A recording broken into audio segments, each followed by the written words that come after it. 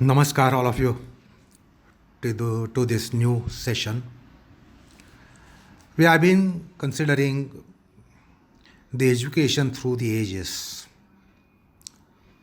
And now, since all that kind of education, that scheme, uh, has gone into oblivion, we don't have such schemes. The Gurukula system is gone, ashramas have gone.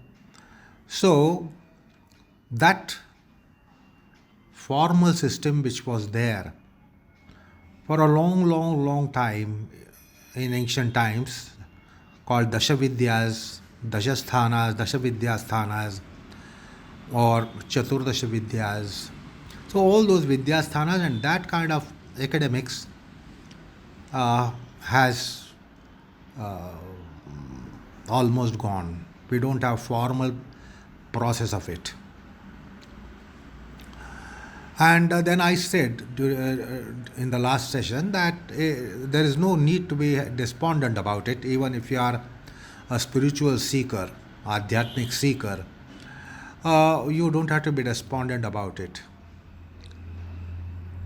because the quintessence of all that wisdom of the lore, which has come through Vedas, Upavedas, Vedangas, Upavedangas, Shastras.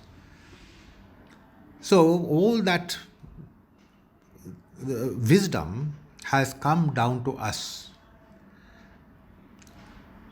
So there is no need to be despondent about all that. And then we embarked upon a new topic in the last session. See, we all might be practicing yoga. Whoever is practicing yoga claims that I am practicing yoga.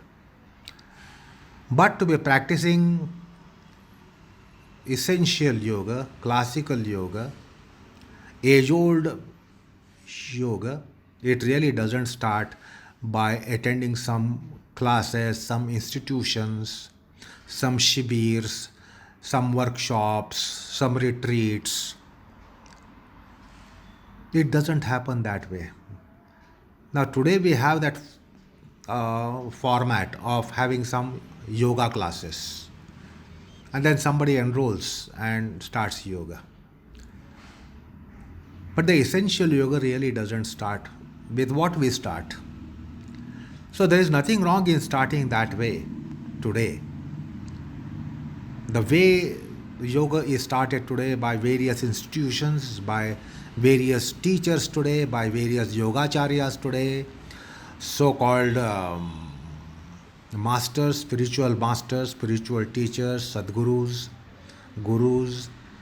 So there is nothing wrong in starting that way. However, essential yoga, classical yoga, starts with the scheme that is mentioned by tradition for Kali Yuga. So, in the last session, we saw a set of practices called Yajna, Dana, Tapa. And we had brief understanding of these three principles. So, based on these principles, there are practices. So, Bhagavad Gita, in its 18th chapter, in the 5th verse, says, that is, Lord Krishna, Bhagwan Sri Krishna says, Yajna dana tapah karma na tyajam karyameva tat. So, as a human being, one should not overlook, neglect, sacrifice, charity, penance, should not be given up. Yajnodhanam tapaschaiva pavanani manishinam. Yajnodhanam tapaschaiva pavanani manishinam. The mankind is purified by yajna, dana, tapa. So, if we look into the literature that has come down to us, Ramayana, Mahabharata, Puranas, Bhagavad Gita, Upanishads. All that literature is available today, and it is available in vernacular languages, various languages, with many people interpreting all those. They all have this advice. They all extol Yajna Dana Tapa. And it also says, the scripture says, or the view of the wisdom of the Lord says, that they only purify mankind. Having taken birth, man needs to have a purificatory process. And all that purificatory process is encapsulated in the three principles which have sets of practices. The three principles are principle of yajna, principle of dana, principle of tapa. And then they have given a set of practices for each of those. Many kinds of practices are there, so something will be applicable, suitable for anyone in this world, of any plane of consciousness, any material of consciousness, sattvic, rajasic, tamasic. These are the basic materials of consciousness of human being. Kshipta, Moda, Vikshipta, Ekagra, Niruddha are the various bhumis. Then Laukika and Paralaukika and Paramarthik kinds of people are there. Some people are very Laukik, from materialistic to pseudo spiritual to quasi spiritual to very spiritual. We have every kind of class here to accommodate every kind of human being. So there will be some kind of suitable practice for everyone. What is suitable practice for one is not necessarily suitable for the other person. What is suitable for young is not necessarily suitable for old. What is suitable for old is not necessarily suitable for young.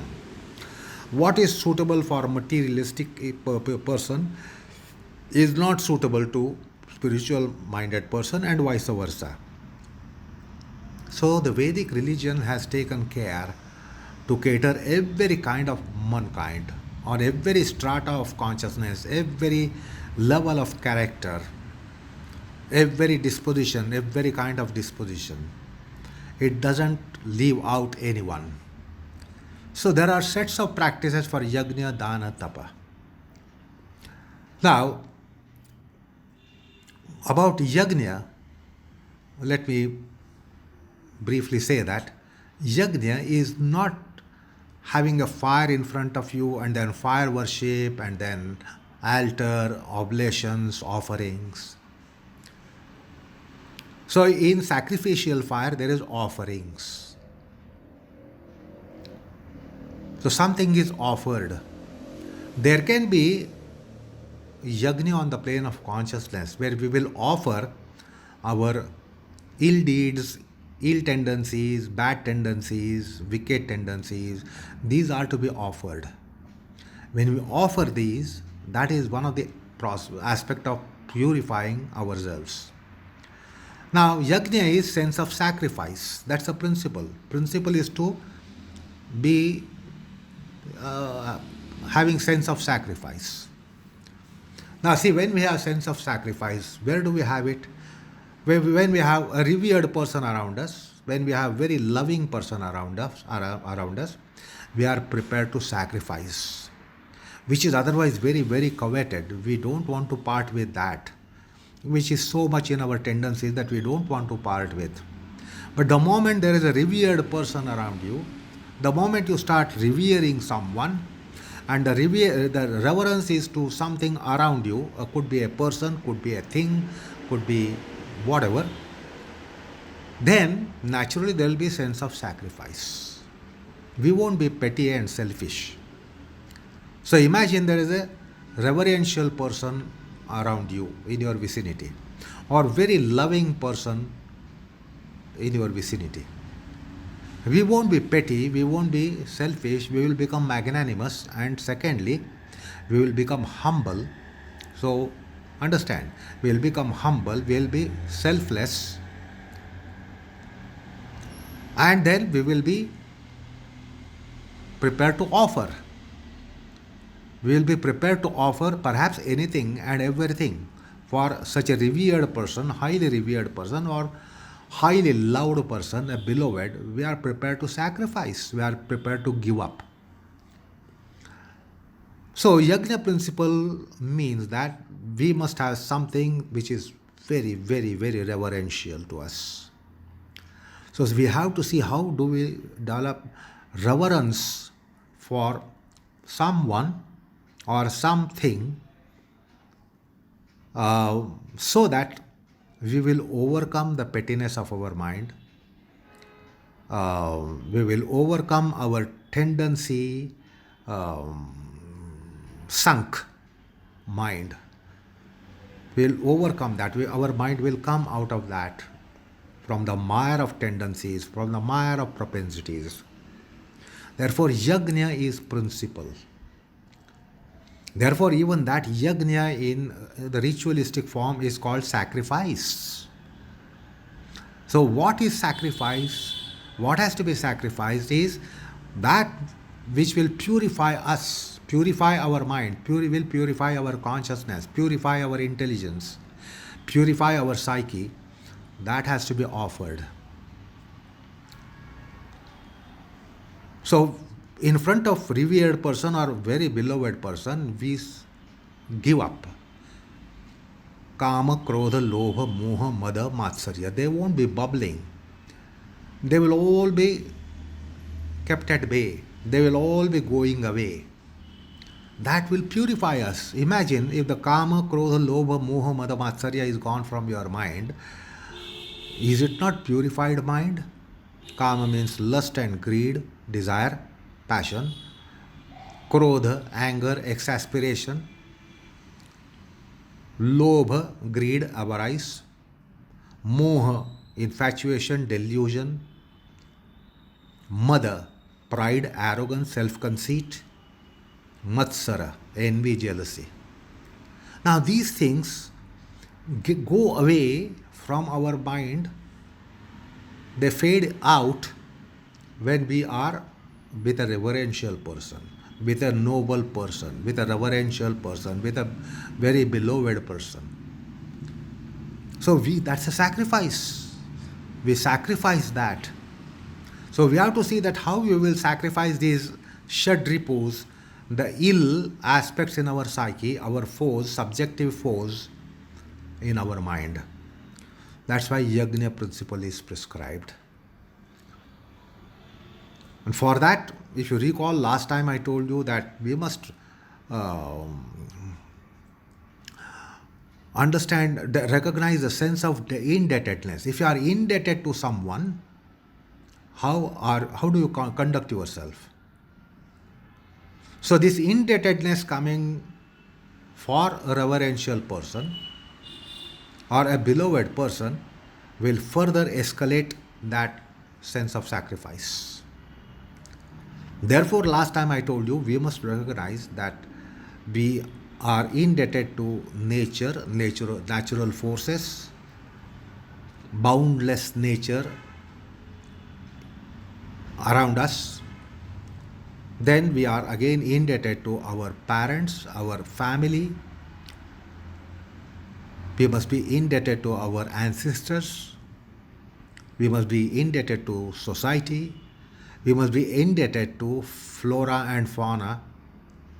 We must be indebted to all that is food to us, which nourishes us, nurtures us. So the enormous sense of indebtedness has scope for honest mind. And when there is sense of indebtedness, you are willing to sacrifice very organically, very spontaneously. And that's why this yajna principle is based on identifying the magnanimous nature, people, society, etc., around us. We are indebted to all these aspects which we saw last time. That's why principle of yajna is mentioned. Then the second principle is dana. It is again human tendency which is not there in other subhuman species amongst the living creation, that we want to cling on to what we have. We don't want to part with what we have. Then we want to possess what we don't have. We have strong urge to be possessing that something which we don't have. So something is not ours. If it is coveted by us, we want to possess it. We want to have it. So something that we don't have, we have covet for it. And then, as I said last time, human mind has unlimited wants. This is not the case of subhuman creatures. Take any animal, worm, insect, beast. They don't have this unlimited wants. They have only limited wants, that is one meal at a time. They don't even make provision for next meal. When they are hungry, they go and procure food, get the food by any ways, any means. And once there is a satiety, then they just go away, walk away from there. Again, when you are once again hungry, so they have basic tendencies and they go by instinct. So their wants are limited. Human wants are unlimited. We are really a monster. What you call as munching man. You know that game, Munch Man. So we are all munch men. We are all munching human beings. We want to munch all that is around us. We want to munch unlimited things. There is really no end to our hunger and our thirst and our needs and our wants and our essentials and our needs. There is absolutely no end. And that's why we have the grabbing tendencies. Very little parting tendencies, a lot of grabbing tendencies. And therefore, the principle of dana has been mentioned. So that will help us reform our very basic tendency of human beings. Otherwise, if we are not going to do anything to our basic tendencies, our propensities, we are animals. We are not short of being animals if we do not work on reforming our tendencies, shaping our tendencies, culturing our tendencies, considering our tendencies. Subhumans don't have to consider their tendencies. We are given intelligence to identify the tendencies and we are expected to reform the tendencies. So, human beings don't have this nature of giving, parting with, and therefore dana as a principle has come. So, you will start gifting away, parting with when you have a revered person and beloved person. When you are revered things, noble revered things and loving things, you are prepared to part with rather than grab. So therefore dana principle, again it is based on same simplicity, honesty, reverence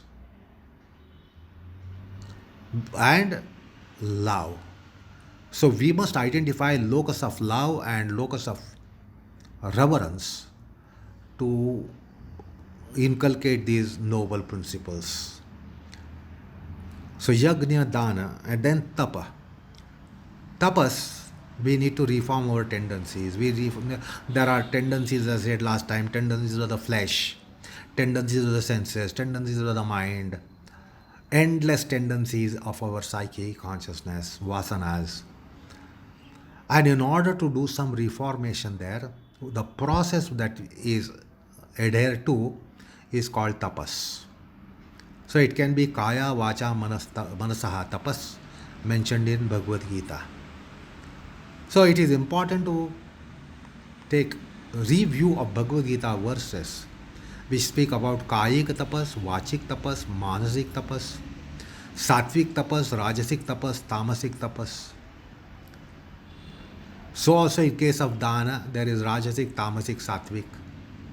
There are those classes.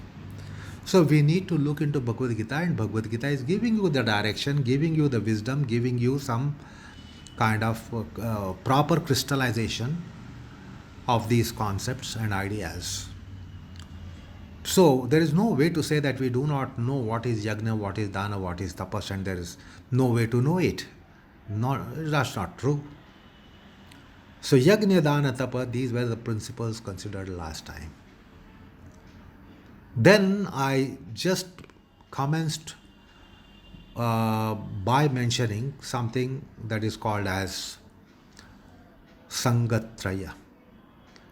Sat Sangha, Sadhana Sangha, Shastra Sangha. So the ancient wisdom, the saintly literature, and all these various texts which are available to us today, Ramayana, Mahabharata, Puranas, Upanishads, Vedanta Sangrahas, Vedanta Granthas, Sankhya Granthas, Adhyatma Granthas, Moksha Shastras, Dharma Shastras. So all these various resources are available. And they all extol the Sat Sangha, Sadhana Sangha, Shastra Sangha. What is Sat Sangha? Sat means truth. And Sat means existent. Existent means in absolute term. Existent. Not relative term. Absolutely. The truth always exists, and all that exists is truth. All that essentially exists, permanently exists, is truth. So Sat Sangha means to develop company with the Sat. Sat Sangha also means Sattva Sangha. That's also implied. Sat means truth. Sattva means pure. So Sat Sangha circumscribes Sattva Sangha, Sadhu Sangha, Santa Sangha. It is affiliation, association with truth, with pure, with saints, with sages, with noble ones. So Sat Sangha means Sattva Sangha, Sadhu Sangha, Santa Sangha. So it is developing affiliation, affinity for truth, for something that is eternal, really existent, permanently existent. And then Sattva, purity, piety, sanctity, the Sattva gunas, Sattva cluster of qualities, Sadhu, Santa. So this will definitely, Satsanga definitely reforms our consciousness and mind, and the ignoble things run away from us. Ignoble things flee from the field of consciousness. The mind feels pure, mind feels quiet, mind feels serene, mind feels sublime, mind becomes magnanimous, noble, simple, honest. So all these qualities will be drawn like magnet draws iron particles. The pure mind caused by satsanga draws all those noble qualities, what is called as Daivi Sampada in Bhagavad Gita 16th chapter. So look into Bhagavad Gita once again, the 16th chapter, which mentions division of Daivasura Sampatti, Daivi Sampatti, Asuri Sampatti. The divine dispositions, godly dispositions, and demonic dispositions. So the demonic dispositions will flee from the field of consciousness by satsanga. So in satsanga, there is something that we read, there is something that we hear, there is something that we see. So these are all empirical process, and through the empirical gates, the gates are open for nobility to come in. influx of nobility, influx of purity, piety, sanctity, nobility. Like saints are selfless people, sages are selfless people, magnanimous people. So the gates are opened for them for the influx by satsanga.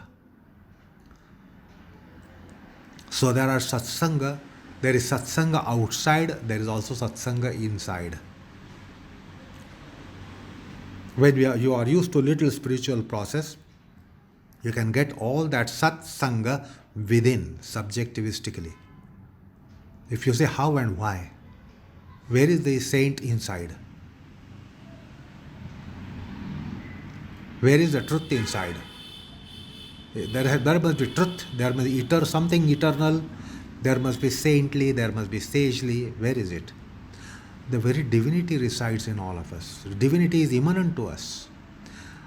All the various gods, deities, and divinity are all immanently within us.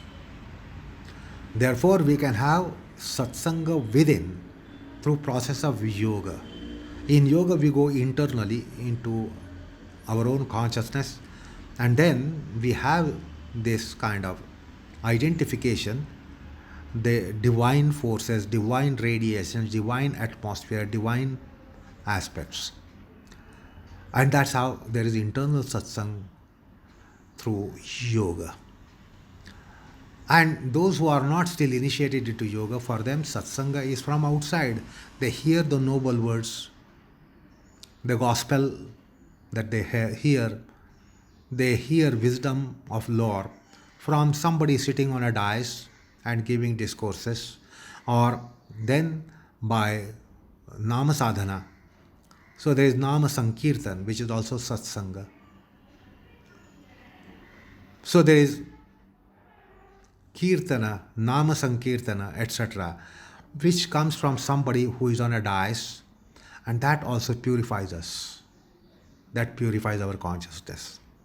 That is the external satsanga.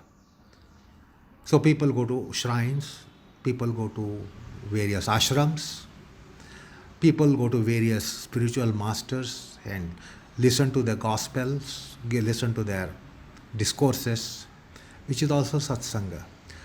Or listening on Upanishads, listening on Bhagavad Gita, discourses on Bhagavad Gita, discourses on Upanishads, discourses on Vedanta, discourses on Sankhya, discourses on saintly literature.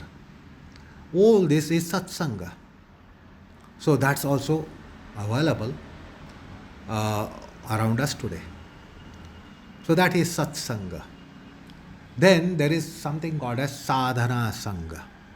There are certain practices which also traditionally have come down to us,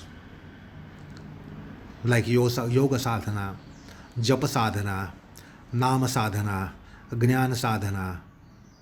So many things are there that you will have some practices.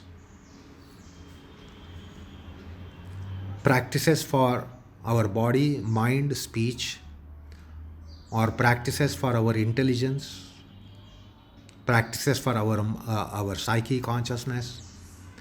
So jnana sadhana, karma sadhana, bhakti sadhana, yoga sadhana, japa sadhana, nama sadhana, moksha sadhana, paramartha sadhana. So many upasanas are there.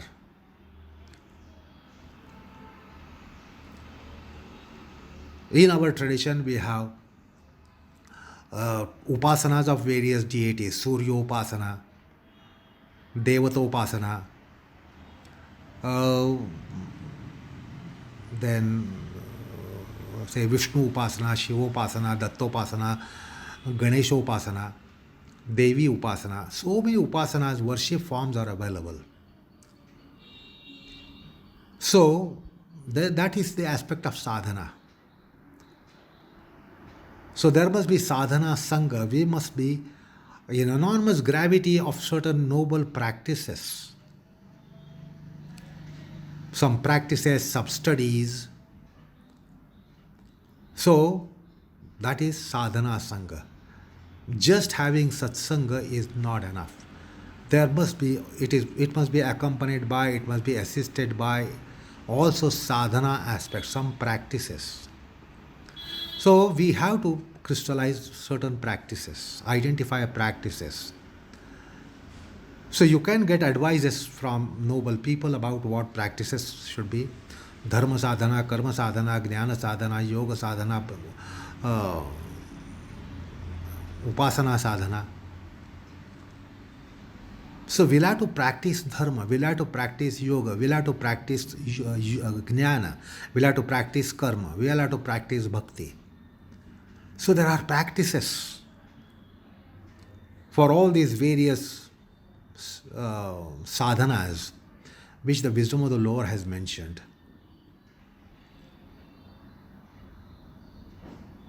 So that must be also adhered to. That's called sadhana. Sangha means very profound affiliation with practices. We should not just be practicing, we must be having enormous sentimentality, emotionality, gravity towards those practices. That will transform us. Mechanical practices won't transform us. Our heart must be poured into those practices. When the heart is poured into those practices, then that will purify. So that is called sadhana sangha. Our heart should be poured into satsanga. Our heart should be poured into sadhana sangha. Then there is shastra sangha. Shastra means shastras. Shastras means the doctrines, treatises, writings of wise people, saintly people, godly people, realized people. So there are so many shastras. Veda Shastra, Dharma Shastra, Vedanta Shastra, Sankhya Shastra, Adhyatma Shastra, Moksha Shastra. So many shastras are there. And we have the treatises on these various shastras. Now Gita Shastra. Gita, Bhagavad Gita is a shastra, therefore it is Gita Shastra. There are Dharma Shastra texts which will give us directions with regards to what is really Dharma. And therefore we will be able to conduct ourselves on the path of Dharma. The Gita Shastra tells us about, divulges us the path of Adhyatma and Moksha Dharma. So there are Shastras in Ramayana, Srimad Ramayana. You will know that it is a treatise. It is a epic poem, no doubt. But it is also Shastra. The Shastra tells you about Dharma. There is Dharma Shastra, Karma Shastra, Adhyatma Shastra. So many Shastras are embedded in Srimad Ramayana. Srimad Mahabharata, we have so many saints and sages, noble people appearing in the text and giving discourses and giving us the nectar of wisdom. So there are so many shastras which have come in Mahabharata. It's not just a history, it is not just itihasa, in the sense history, which just tells about a time, Mahabharata time, 5,000 years back, what happened, etc. It gives that account. But apart from that, there's enormous wisdom resources available in various parvas.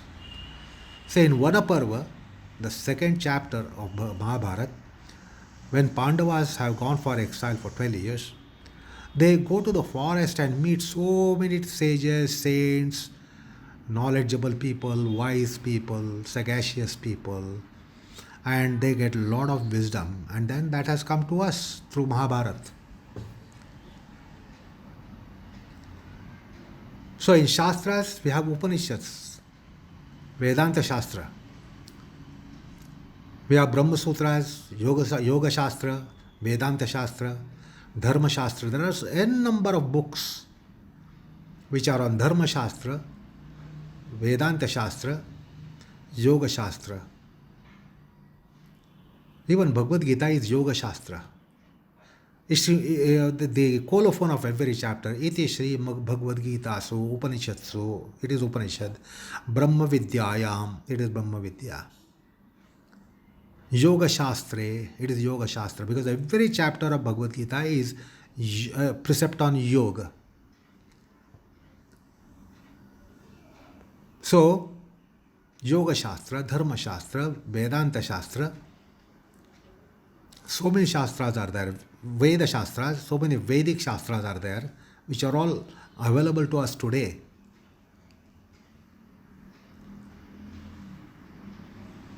So, Shastra Sangha, formally and informally learn the Shastras. Let me tell you here, as even in ancient times when there were formalized, what you call, ashramas and the gurus, Guru Graha, people, the students would go.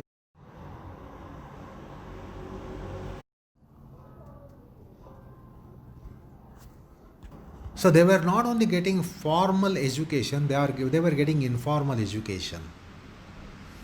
Because they were 24/7 in Guru Graha, Gurukula. So when you are 24/7 in Gurukula, it's not that 24/7 you have a timetable and then you are kept engaged in formal teachings. Informal teachings were there. Lots of scope for informal teachings. Somebody came and met our guru.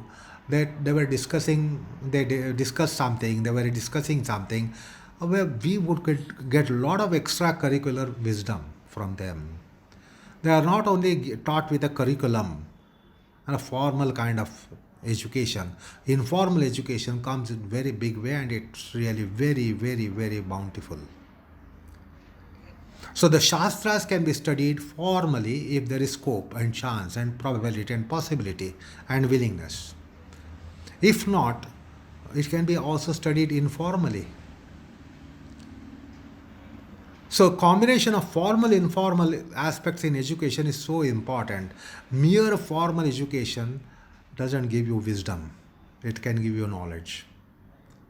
But formal informal combination gives both. So Shastras can be studied informally if there is no scope, chance, opportunity for you to have formal education.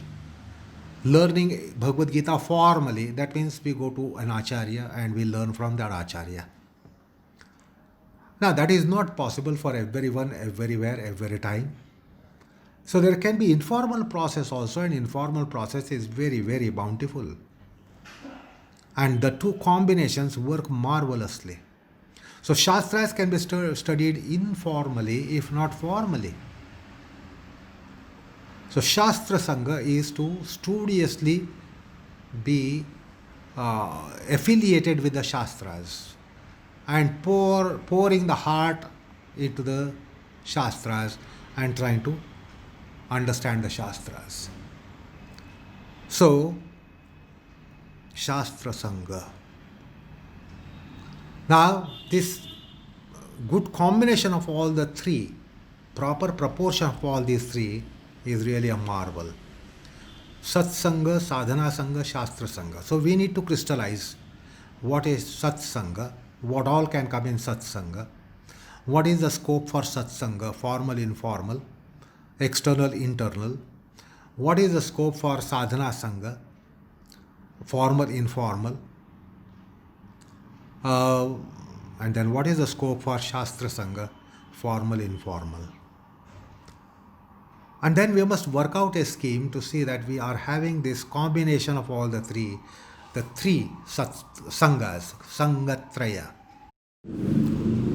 See, let me tell you about Shastras. Plethora of Shastras are available. There is no dearth. 108 Upanishads are there, nearly 200 Upanishads are there. Then there are books on Shad Darshanas. Enormous literature is available on Shad Darshanas. Nyaya, Vaisheshika, Sankhya, Yoga, Mimamsa, Vedanta. Then there are so many texts available on Veda Shastra.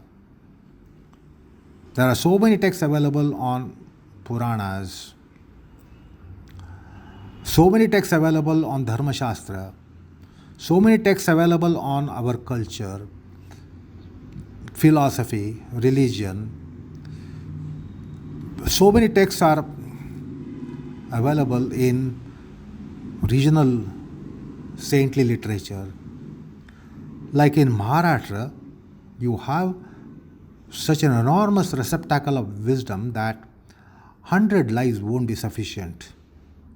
Jnaneshwari, Amrutanubhav, Tukaram Gatha, Das Bodh, Eknathi Bhagwat, and there is enormous literature which is very comprehensive kind of scheme to understand the whole realm of Adhyatma. What is not there? Let me tell you, something like Das Bodh is encyclopedia of Adhyatma. If you are having Adhyatmic pursuit, it is imperative that you start looking into a text like Dasa Bodha, which is encyclopedic text on Adhyatma. What is not there of the realm of Adhyatma? Mahabharata is said to be Panchama Veda. It's the fifth Veda, and what is not there in Mahabharata, nowhere else to be found. This is this is what is contained in Mahabharata. So we have enormous literature available. No one can ever complain that there is nothing available or not much is available. So lot of texts in Shastra realm for Shastra Sangha are available. The point is, therefore, we have to see that we schematize a process which circumscribes Satsanga, Sadhana Sangha, Shastra Sangha. This put together works enormously to sublimate our mind, purify our mind. So by that we will be more convinced about Yajna principle, Dana principle, Tapa principle, and we will be going for further fast embrace to those principles, noble principles. So to go for formal yoga, it will not commence unless you have intently gone for Satsanga, Sadhana Sangha, Shastra Sangha. Until that time, it is not even run up to yoga. Whatever we might be doing in our times as yoga will not be really even run up to yoga. We commence this Satsanga, Sadhana, Shastra Sangha, then we are on the run up to yoga. So that is how the second set which I am mentioning, apart from Yajna, Dana, Tapas, is important.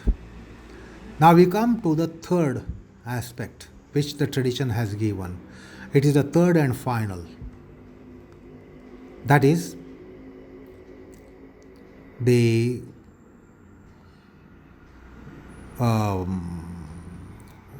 Ahara, Vihara, Achar, Vichar.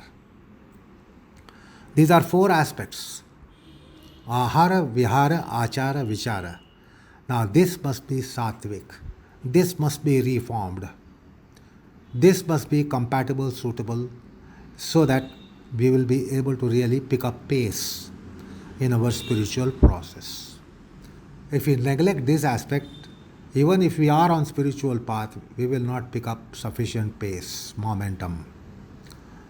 So Ahar, Vihar, Achar, Vichar is a beautiful piece of instruction that has come from the wisdom of the Lord, which has come down to us through the saints and sages and the gurus of our times and up to our times.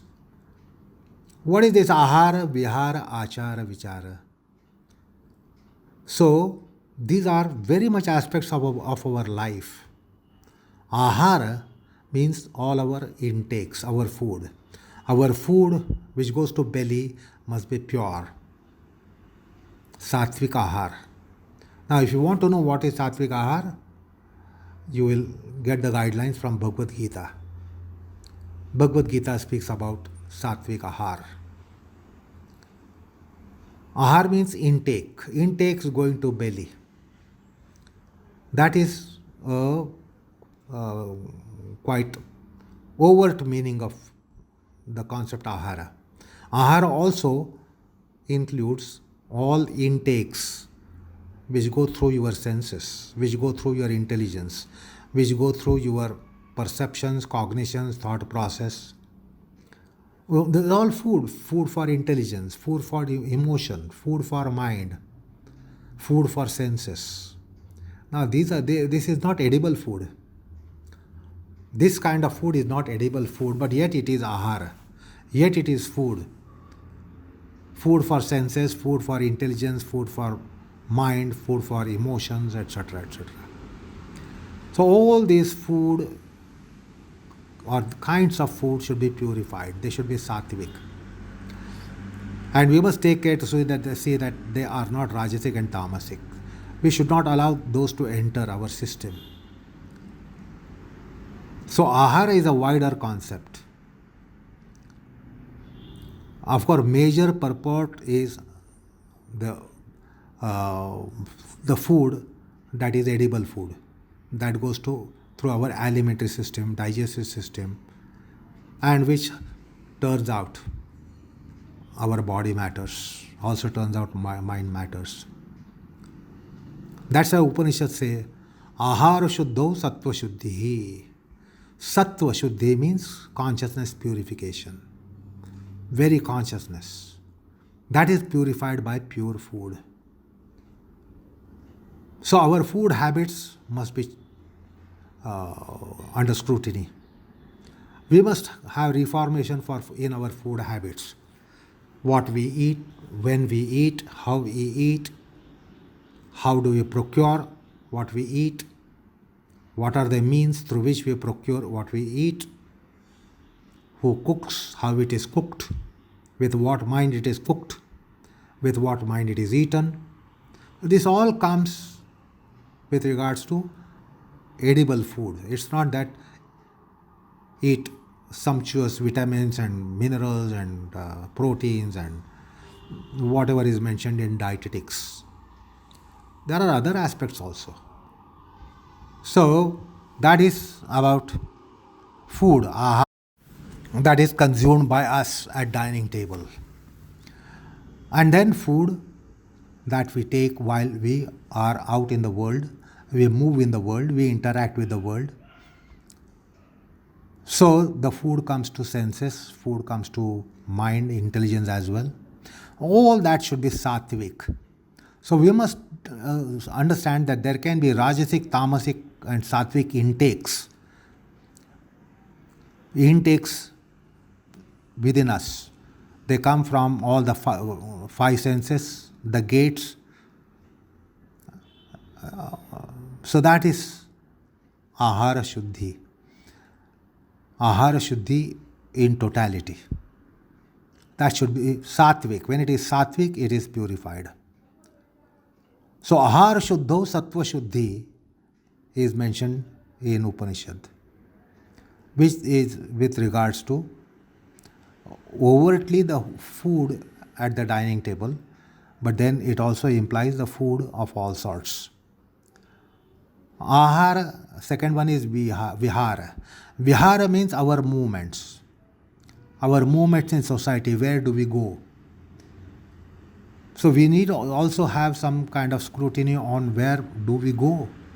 And then there must be reformation in our movements, where to go, where not to go, where to go, how much, where not to go, how much, where not to go at all. So that is our vihara, our movement in life. Our physical movement in life, our mind movement in life. Where is the mind moving? on what path the mind is going, on what path the intelligence is going, in what path the emotions are going.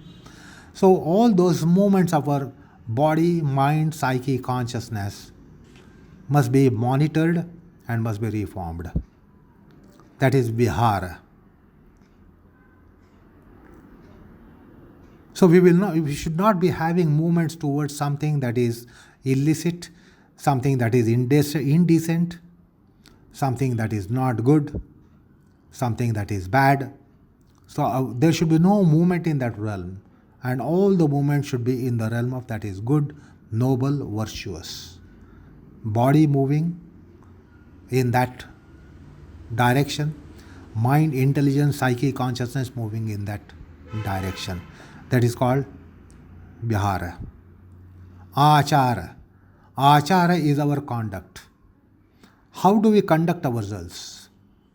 So our conduct should be under our own scrutiny, and from adhyatmic perspective, we must try to understand that our conduct is suitable to our goals, spiritual goals. Acharanam, that is conduct, behavior, etc. So, that also should be under scrutiny. And the last one is vichar. Vichar means thought.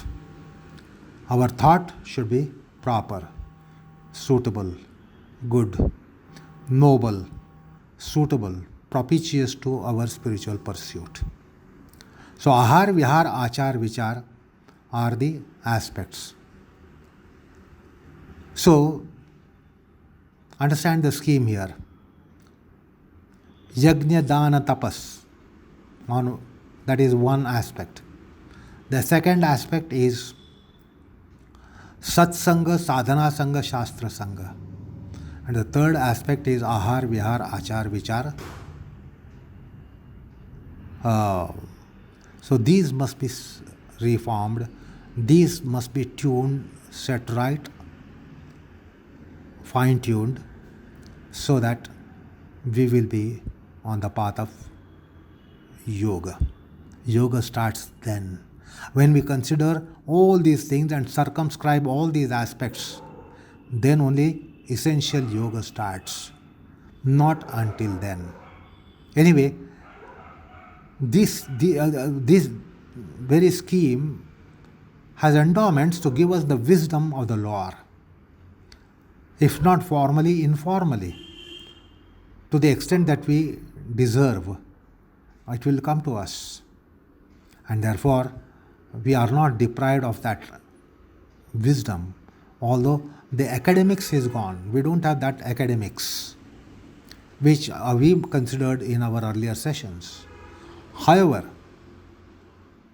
we have been left behind for us, whereby we are not deprived. We can certainly find our way out. We can certainly have grasp over the wisdom of the Lord by these means. So that is about the academics. Now, therefore, today, if you are educated in the sense we understand today in our social structure, that education will not contribute significantly for yoga. We must get educated in this realm, wisdom of the Lord. Then this education will enormously contribute for our yoga.